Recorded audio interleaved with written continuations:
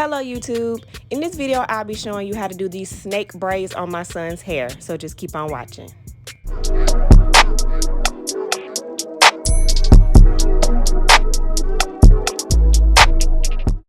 Okay y'all, so we're just gonna hop right into it. This is my son, and if you've been watching me for a while, you know that his hair has grown so much.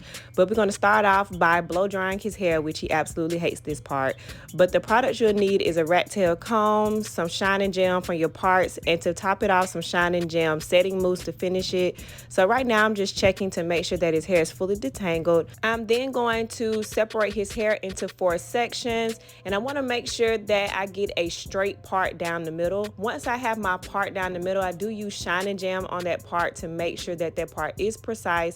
Next, I will create a part on the side, and once again I will use shining gel to make sure that that part is precise as well. So now that I have the parts that I need, I am going to start by creating some vertical parts in his hair, and this is how you're going to create those curves inside the snake braid. Once I get the vertical part the way that I want it, I am going to kind of put the hair in the direction that I intend to braid it.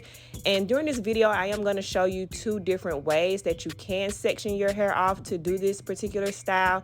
So toward the middle of the video I will show you the other way that I do this, but you'll see now that I have the hair kind of separated in the way that I intend to braid the hair. So I do think that'll be wise to have some clips nearby to make sure that the other sections that you parted stay out the way, but I was too lazy to go grab them, so I just used my comb to try to keep them separate. So now you're going to see me braiding his hair down toward his right ear.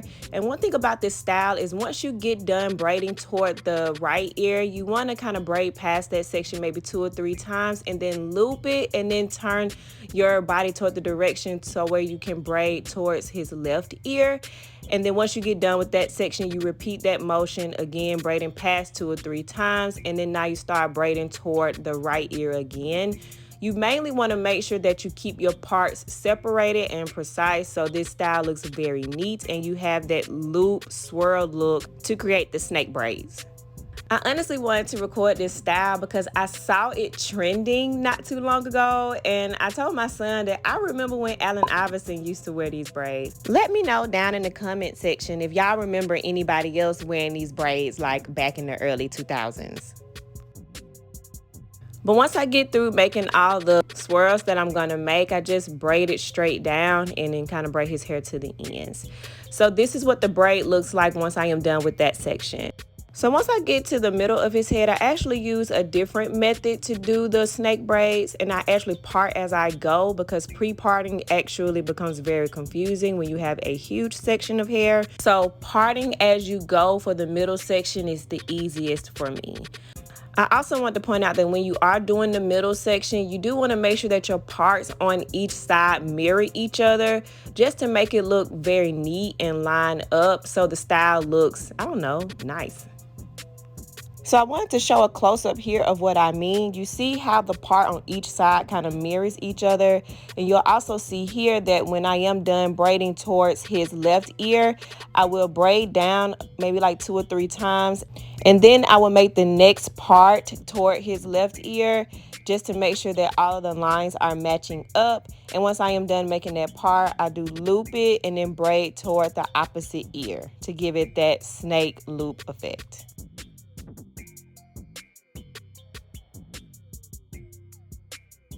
So here I just wanted to show how the middle looks when all of the loops and swirls match up. So I'm just going to continue braiding until we are done with this style. Personally, I do think this style is cute, but I do like it better when the snakes are smaller just because, I don't know, I just think it looks better that way. But for the purpose of this video, I didn't want to make a whole lot of snakes because it kind of takes a while to braid this.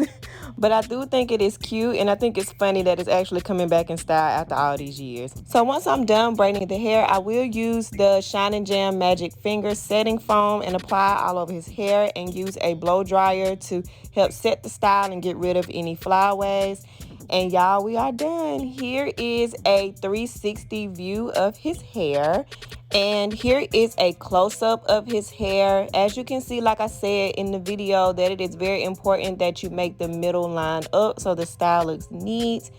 And y'all let me know down below what you think of this style. Have you seen this style coming back? Is this something that y'all liked? I do appreciate y'all watching the video, and let me know down below if there's any other style you would like to see on my son's hair.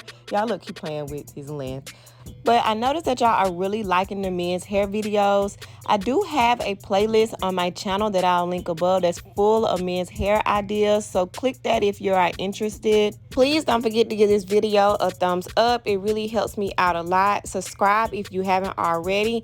Hit that bell so you're notified every time that I post a video, and I will see y'all in the next one.